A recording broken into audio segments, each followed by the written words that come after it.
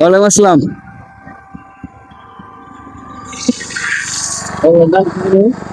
আমার নাম বাদল মামুন। কিছু বলবেন? আপনার এই মনে হয় আমি দেখি ভিডিও? হ্যাঁ সারি তো। এখানে বাসা কেনে আমার বাসা ঘাটাইল। গাটাইলে না? হ্যাঁ। গাটাইলে থেকে এই জন্য তো বলতেছি। ঘাটাইল কোথায় থাকেন? গাটাইলে আপনার ওই সোনখোলা আর ওদিকে টেপু পিছারে গেলাম কুশারিয়ার দিকে তাই না?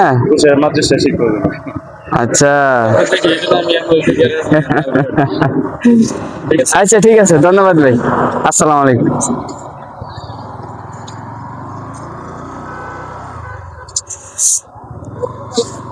ফ্রেন্ড ফলোয়ার ভিডিও হইতেছে তো, ফ্রেন্ড ফলোয়ারদের সাথে দেখা, ফ্রেন্ডের সাথে দেখা।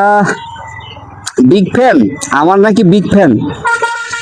আর তেলের হইলে সিরিয়াল, সিরিয়াল ধরলে হয়তো বা ঘন্টা খানি কত করে যে দিতেছে।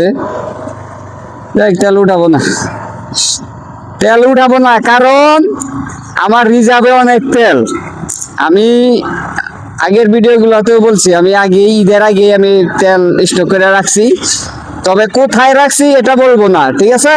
আবার কে আবার পুলিশের খবর দেবো, আমি বিক্রি টিক্রি তার করি না, তাই না? আমি 2-6 মাস যে চলবো এই তেল আমার রিজার্ভ করা শেষ। কারণ আমি জানি তো হরমুজ প্রণালী ওইটা হইতেছে সোনা, ওই জায়গা থেকে তেল আসে, ওইটা হলো সোনা, সোনার খনি। হযরত মুহাম্মদ সাল্লাল্লাহু আলাইহি সাল্লামের ভবিষ্যৎবাণী আসিল না, ওই সাগর শুকিয়ে যাবে, স্বর্ণের খনি বের হবে, পৃথিবীর প্রত্যেকটা দেশ ওই যুদ্ধে অংশগ্রহণ করবে, যুদ্ধ হবে, মালহামা।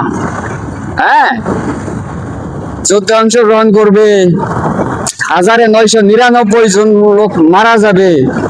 ওটা ওই জায়গায়, ওই ইরানে। তুমি একটু আসতে আসো। আরে ডিমার মারার পরেও বাবা প্রাইভেট কার দেই সেই কি আর তো ফাটলে অন যাবো। যাই হোক, যেটা বলতেছিলাম, তো ওইটা হইতেছে নবী করিম সাল্লাল্লাহু আলাইহি সাল্লাম বলছিল সোনার খনি। আসলে সাহাবী যারা ছিল তাদেরকে যদি বলতো তেলের খনি, তেলের জন্য যুদ্ধ হবো, তখন ওটা অতটা মনে করেন যে ঘাবড়ানোর কোনো কিছু ছিল না, ঠিক আছে না? তো সেই অনুপাতে হযরত মুহাম্মদ সাল্লাল্লাহু আলাইহি সাল্লাম রূপ করতে স্বর্ণের পাহাড়ের কথা বলছে। আসলে এটা হলো তেলের খনি, বুঝছেন? এই হাদিস কোরআন একটু গবেষণা করলেই বোঝা যায়। প্রত্যেকটা দেশ এখন প্রত্যক্ষ পরোক্ষ ভাবে কয়েকটা দেশ ওই যুদ্ধে, এখনকার এই যুদ্ধে জড়িত আছে, ঠিক আছে না? কেউ প্রকাশ্যে আছে তো। আর এইটা যখন বড় ধরনের মালহামা, হাদিসে আসছে মালহামা যখন হবে, তখন 1999 জন মারা যাবে। তাহলে কি পরিমাণ? আমার মনে হয় হিউম্যান ওয়েভ একটা যুদ্ধ আছে না, হিউম্যান ওয়েভের মতো যুদ্ধ চলবে। হিউম্যান ওয়েভে তো প্রচুর যুদ্ধ সেনা মারা যায়।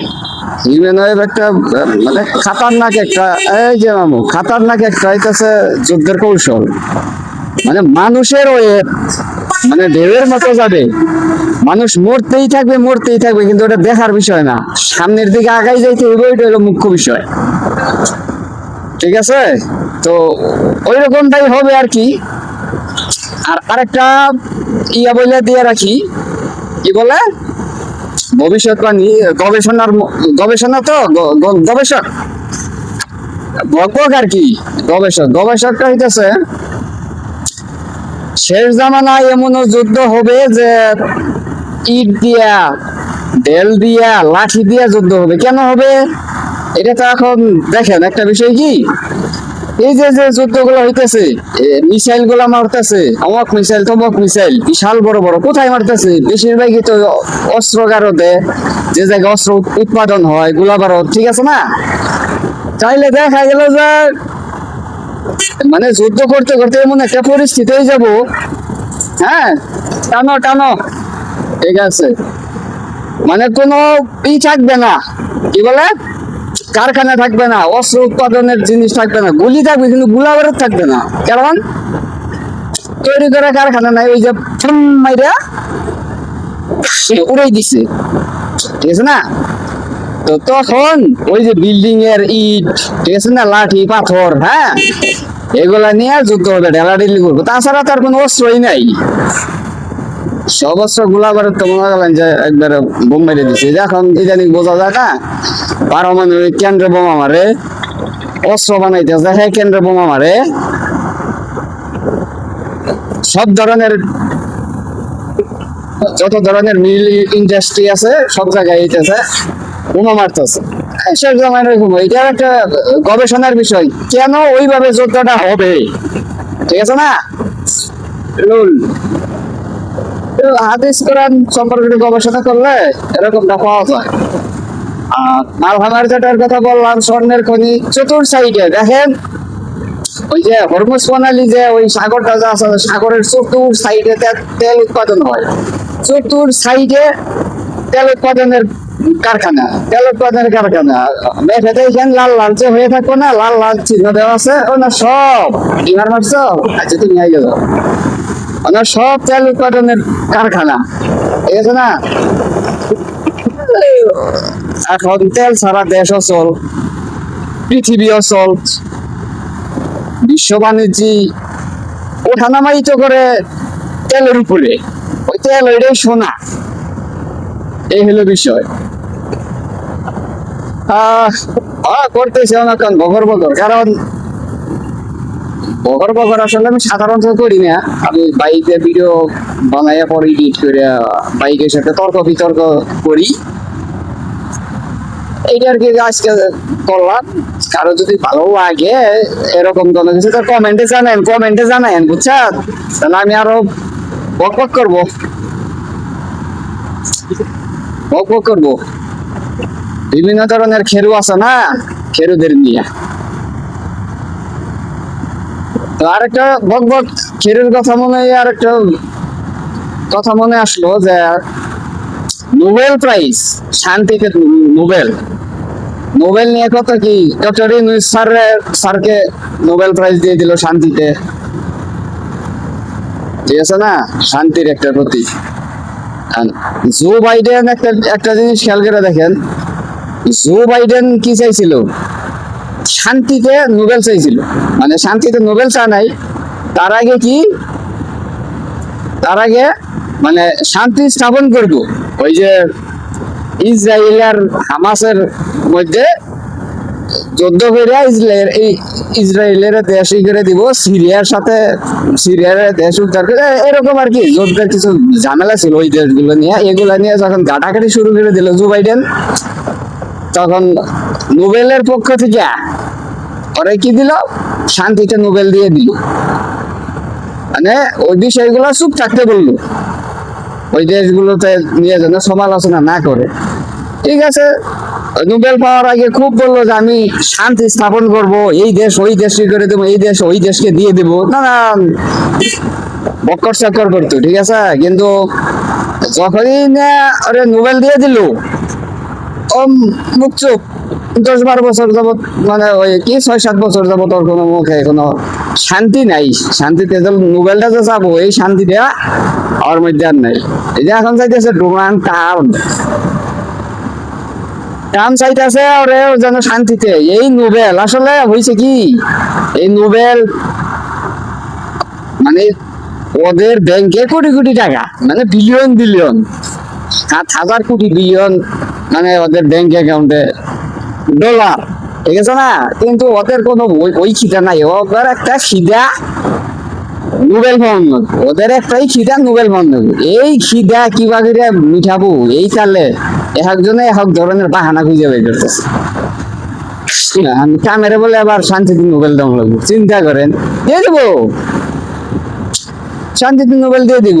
শান্তিতে নোবেল ওই যে বারাক ওবামারে দিছে না, বারাক ওবামা তো ওই যে কি ইরাকের বিরুদ্ধে নানান ধরনের উস্কানিমূলক কি করলো, আরে নোবেল দিয়ে দিল উৎসুক, বাস। এই যে খিদা, খালি খিদা লাগলে এলো, তারপরে থেকে চুপ হয়ে যায়।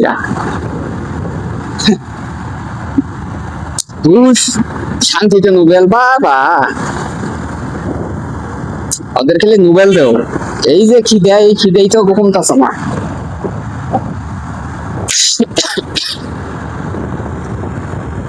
ভিতরকার রাজনৈতিক চাল আসলে বোঝা যায় না। মানে ডক্টর ইউনূস স্যারকে যখন নোবেল দিল,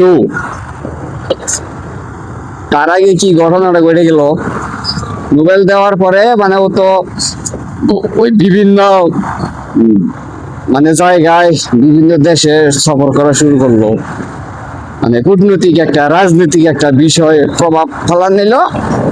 ওরে আর বুঝলো যে আরে তো এইভাবে রাখুন যাব না, কারণ ইহুদি খ্রিস্টান ওদের নেটওয়ার্ক হইতেছে বিশাল বড়, বিশাল বড় নেটওয়ার্কের মাধ্যমে থাকে। তাহলে বাংলাদেশ থেকে যে রাজনীতি করবো এটা কি রয়?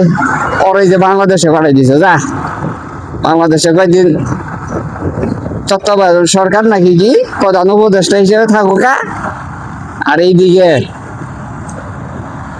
বিশ্ব রাজনীতি থেকে দূরে থাকো, বাংলাদেশের রাজনীতি করো কা। ওই যে বাংলাদেশের রাজনীতির মধ্যে এটা বিতর্কের খবর। ডক্টর ইউনূস স্যার মনে করতেছেন ছাত্ররা এই নিয়ে বসাইছে, আরে না, এর মধ্যে বিদেশি বড় বড় এজেন্সির হাত ছিল। ধরেন যে মুসাদ বড় একটা এজেন্সি, যে ওদেরও হাত ছিল। ডক্টর ইউনূস বাংলাদেশে যখন স্বৈর শাসক শেখ হাসিনা পতন হয়ে যাব, তখন কারে বসান যায়?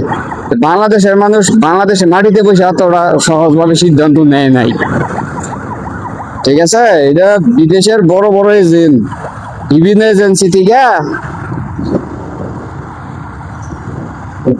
ওরা সিলেক্ট করা হয়েছে। ভিতরকার খবর, এই না তো কেউ চিন্তাই করে না। এখন চিন্তার বিষয় হইতেছে আমার ড্রাইভিং লাইসেন্স নাই, এখন আর্মি এনে থাকে। আজকে হইতেছে শুক্রবার, আজকে শুক্রবার যাব কি যাব না, আর্মি আছে কি নাই, আছে কি নাই, আছে কি নাই।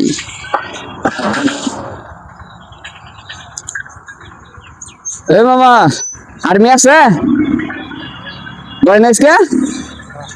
যাই তাহলে রিল্যাক্সে যাওয়ান যাব।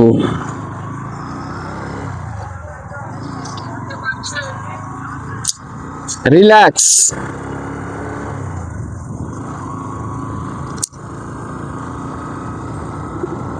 তো এই হলো বিষয়, আরো কিছু বিষয় আছে, নইলে গোপন কথা এগুলো মানে প্রকাশ আনলে পরে আমারও তো জেল জরিমানা হওয়ার পারে। ঠিক আছে না? বিভিন্ন বিদেশি সংস্থা এজেন্সি বাংলাদেশে বিশ্ব জুড়ে রয়েছে মুসাদের এজেন্ট, বড় বড় কর্মকর্তা গুলা এজেন্ট হিসাবে কাজ করে। এজেন্ট কারা? সাধারণ মানুষ না, যারা ওই যে বড় বড় আরামের চেয়ার গুলোর মধ্যে বসে রয়েছে না, উচ্চ কর্মকর্তা, তাদের মধ্যে থেকে এজেন্ট, এজেন্সির কাজই করে ওরা। তা নাইলে এত স্পর্শকাতর বিষয়গুলা কেমনে ধরে, কেমনে বোঝে? ওই যান বাইক যাও গা, মেলা কথা ছবি তুললো, বললাম যে বাইক যাই গা।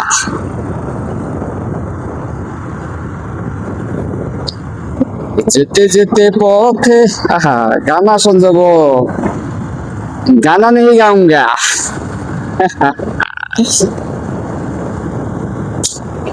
এই রাস্তায় কত স্মৃতি, কত কি, ঠিক আছে না?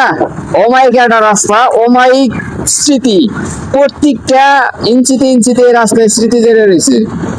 যখন স্টুডেন্ট লাইফ ছিল, এখন তার স্টুডেন্ট লাইফটা নাই, কর্মজীবন। এই কুত্তা বাজাই দিলাম কিন্তু, আগেই না, আগেই না, লোকাল লোকাল একটু ভিড় দেখা যায়। আর্মি টার্মি বুঝতেছে না, ভিড় থাকবো কে? ভিড় থাকলে ক্যার রস করে পিছনি ঘুরে এলাই দিব। আর্মি থাকলে সবই থাকা সত্ত্বেও কি ভুল ধরে কি না থাকবো, কি সমাচার শুনাই। ওই যে আর্মি বসবো, আসতেছে।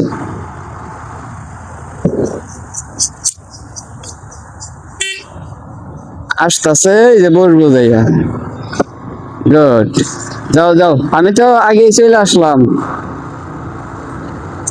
ধন্যবাদ, কানের কাছে পাইছে গেলাম, আগে আগে যাইতেছে।